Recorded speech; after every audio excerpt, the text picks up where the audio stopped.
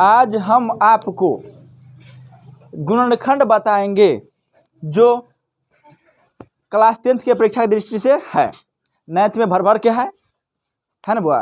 9th में भर भर के है और साथ में क्लास 10th में 2.1 में यही ना जी, यही से स्टार्टिंग होता है गुणनखंड। गुणनखंड माने गुणनखंड, खंड करो गुना करो वही आएगा गुणनखंड। तो आप देखिएगा गौर से, इसको बनाते कैसे पूरे अच्छा से समझाएंगे आपको हम, कोई दिक्कत नहीं, हल करके। अब देखिए सबसे पहले इसको यहाँ पे लिखना है x² + 7x + 12, ठीक, कोई दिक्कत नहीं। इसमें करना यह है कि इसमें देखिए पद कै गो है, 2 गो और 3 गो, ठीक।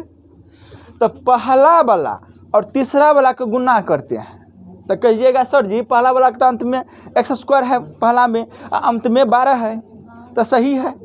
एक अंक रहेगा पीछे में तो से गुना होता है, 12 दूना 24 भी हो सकता है, कोई दिक्कत नहीं है। अब यहाँ पे होता क्या है, आप 12 और x का गुना कीजिएगा तो 12x² होगा, तो ये हम अंक लेते हैं, ठीक, कोई दिक्कत नहीं।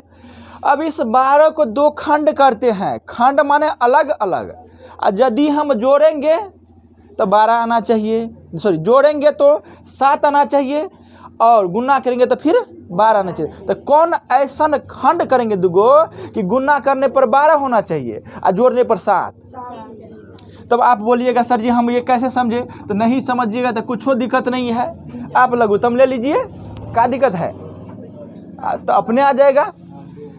2 छके 2 तिया 6, तो ये हो गया कितना, 2 दूनी 4 तिया 12, तो 4 और 3 4 तिया, काम तो हमारा हो गया। अब इसको ना ऐसे करते हैं, 4x दीजिए या कुछ दीजिए, 4x + 3x और 4 तिया 12 x², यहाँ पे क्लियर। अब ये दोनों को हम यहाँ पे लिखते हैं। अब बोलिएगा सर ये 7 कहाँ जाएगा, तो 7 ना है जी, जोड़ेंगे तो x² + 4x + 3x + 12। अब जोड़ा लगा जी 4 गो, कोई दिक्कत नहीं, कोई समस्या नहीं। अब इसमें से हम कॉमन लेते हैं, आपको बताए थे हम, तो जो दोनों में रहे वही कॉमन होगा।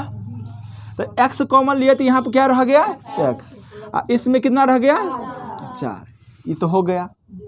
अब ये दोनों में कॉमन क्या जाएगा 3, हम x कहने लेंगे क्योंकि इसमें x नहीं है।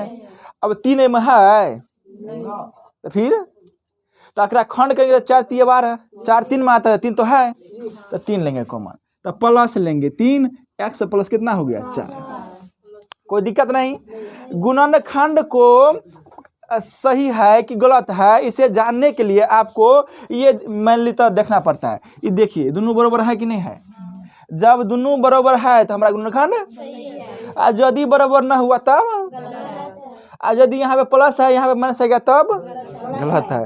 तो आप समझे ना गुणनखंड का। तो अब देखिए बाहर वाला का सेटिंग, बाहर में ही है, बाहर में सेटिंग हो गया, और दोनों में से वो ले लीजिए x + 4, तो यही आपका क्या हुआ गुणनखंड हुआ, यही आपका आंसर होगा, ठीक है। कोई दिक्कत समझने में, समझ गए आप? इस तरीका से आप सभी को बना लीजिएगा। नेक्स्ट वीडियो में दिखाते हैं आपको।